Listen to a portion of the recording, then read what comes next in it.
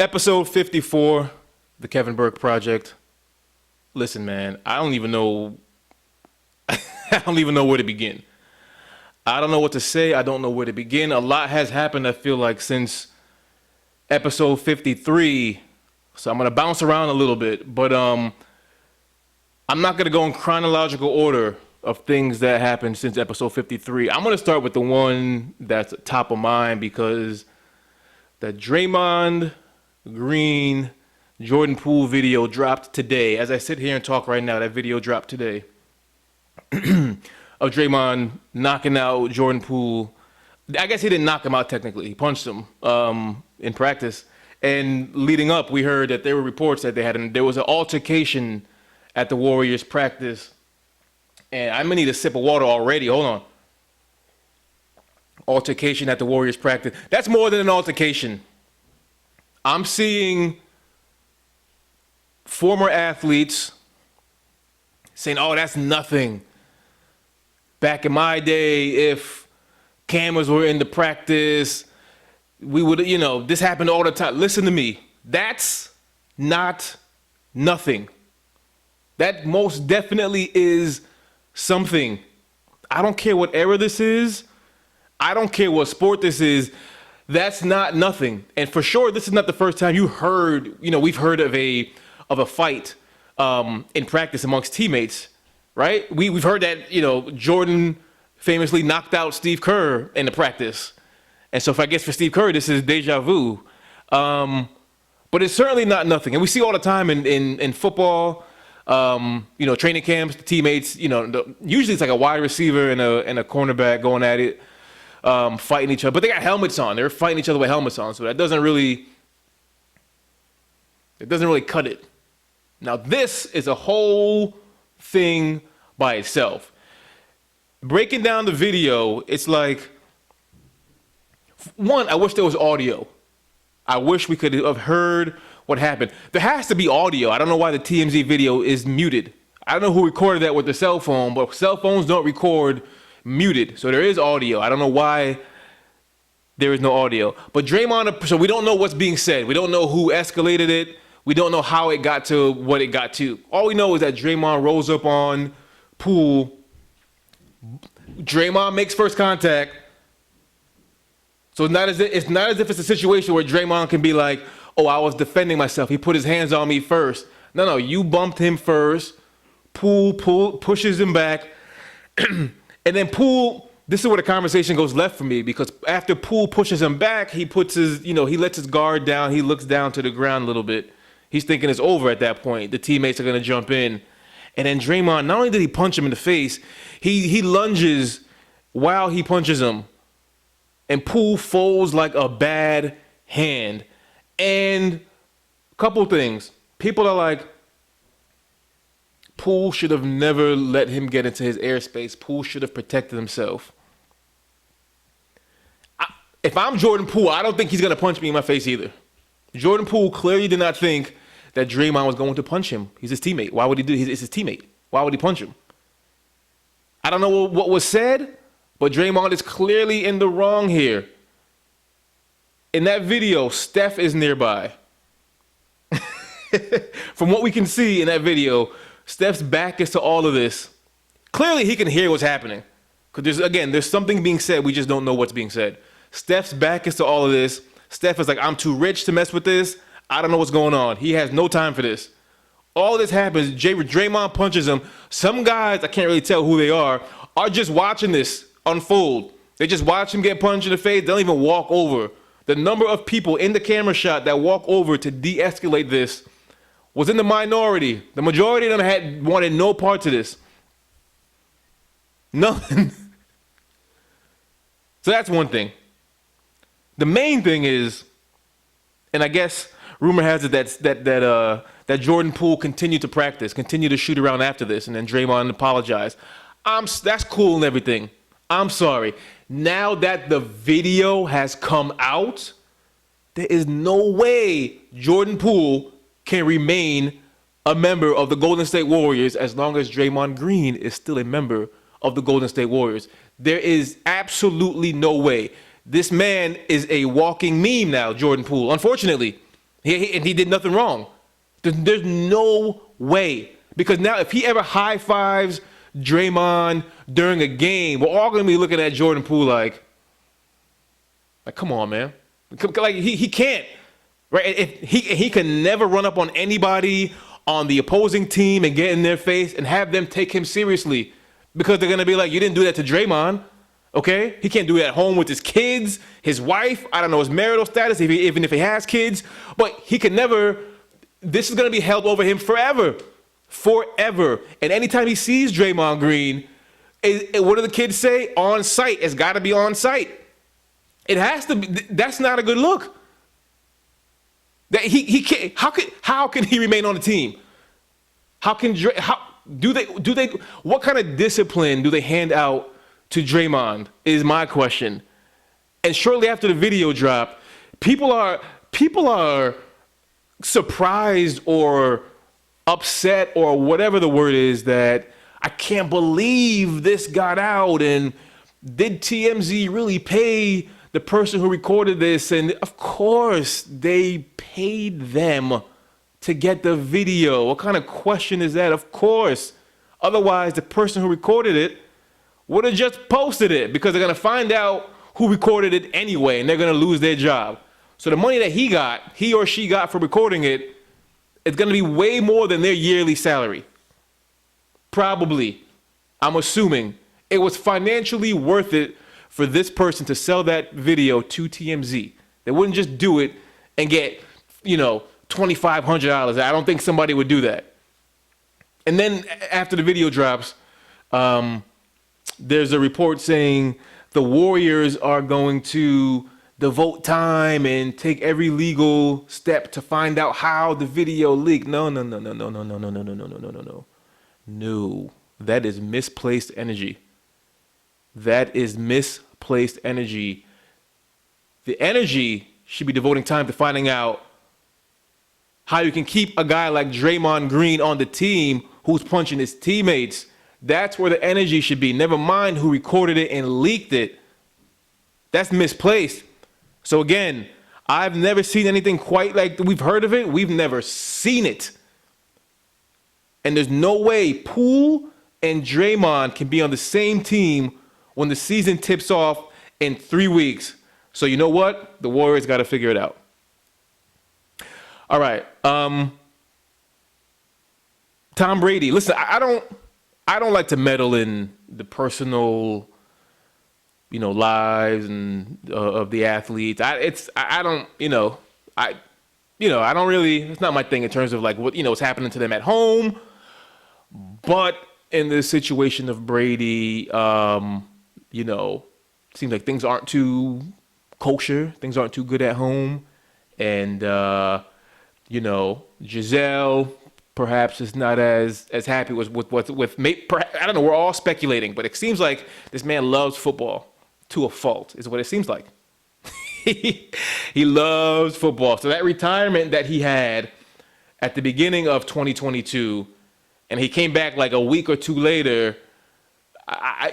He must have went home and realized, nah, this is not for me. I don't know. We don't know. We're all speculating. I have no idea. All I know is that and I hope it doesn't happen, because again, I hope the home situation of everybody is all good, but if him and Gisele end up not working out, we are never going to get rid of Tom Brady. The man's never going to retire. Okay? And real quick, speaking of him, I know this is 2 weeks ago, but that fight, that dust up that they got into, the Bucks and the Saints, when I think it was Lattimore got into Tom Brady's face, and then Mike Evans comes out of nowhere and runs over Lattimore, and Mike Evans gets suspended. I got a problem with that, because Mike Evans gets suspended by defending his teammate Tom Brady. And you can read Mike Evans' lips when the situation de-escalates. He said, "That's Tom Brady. What do you want me to do?" Listen, when the dust-up happened, Tom was nowhere to be found, okay? When the fisticuffs popped off, Tom wanted no parts of that. So Mike Evans gets suspended for defending Tom Brady. And Tom is like, listen, Tom's like, Mike, listen, that's on you. But that's neither here nor there. Another situation I haven't touched on is the Ime Udoka situation with the Celtics. This is old now at this point, so I'll try to be brief. I'll just say that, again, I like to touch on the personal aspect, but it transcends personal to professional now because he's suspended as the head coach. One, I say that there is, I mean, outside of sports, it's not uncommon for if a entanglement were to happen with a superior and a subordinate that the superior is punished. That happens all the time. This happens routinely. So I don't think it needs to be any different because this man happens to coach a basketball team. So I think, yes, reprimands and punishment should come down. But my thing is the Matt Barnes angle. Matt Barnes keeps jumping in front of cameras saying, if it all comes out, Udoka will never coach again. He said this on multiple platforms, has Matt Barnes. And this is Matt Barnes, again, the guy who allegedly drove hours to go fight Derek Fisher over Fisher's now wife. But that's neither here nor there. So if Matt Barnes is saying that, it's like, well, what do we really know? That's weird. It's weird for Matt to make this. I wish Matt just said nothing. I wish he didn't give me the whole, if it comes out, I wish just don't say that, because that does nobody any favors by saying that. And I have a tough time believing it, because if the situation is as bad as Matt Barnes claims, that means that the Celtics are aware that the situation is as bad as Matt Barnes claims. And if the Celtics know the situation is this bad, they have to know that dealing in the world in which we live now in 2022, that information will come out eventually. It will get leaked. And then they're going to look bad for trying to sweep this under the rug. So if it's as bad as Matt Barnes claims, and that this man will never coach again, it would behoove the Celtics to get in front of that now and fire this guy now. That's why I'm like, is Matt Barnes real? Does he really know or does he not? Because there's no way, I don't think the Celtics could knowingly have information that could jeopardize this guy's career and still retain him. That wouldn't make any sense to me. Aaron Judge, 62 home runs the other day, switching gears. Great, fantastic. That's a fantastic feat. Of course, then it's, on Twitter, he's the real home run king, and Bonds' 73 is tainted, and it's stop. Just stop. Seriously, man, just stop it. 62 is a lot. He's still 11 short of tying Barry Bonds. That's what it is. Sorry, I mean that's what it is. Not only is the 62 not they're saying it's the unofficial, it's the legitimate home run record. Not only is 62 not the real home run record, this man I don't think is even the AL MVP. I've said this before. I don't see how Ohtani is not the MVP every year until he retires. How's he not? This man is a legitimate pitcher and a power hitter at the same time. There has never been this combination of talent in a baseball player ever. Not like this. How is he, whether or not he leads the league in ERA, wins, or home runs, or RBIs, or OPS, or whatever. He doesn't have to lead the league in any of that stuff. He's a legit power hitter and a legit pitcher. MVP this year, next year, the year after. I don't care what he leads in. I'm not downplaying what Aaron Judge did. That's a fantastic feat. It's not the record, and I don't think he's the MVP. Going back to basketball. This guy, this French 7'3", 7'4" young man, basketball player, Victor. You guys know Victor W, right? Don't look at me like that. You know you can't pronounce his last name either.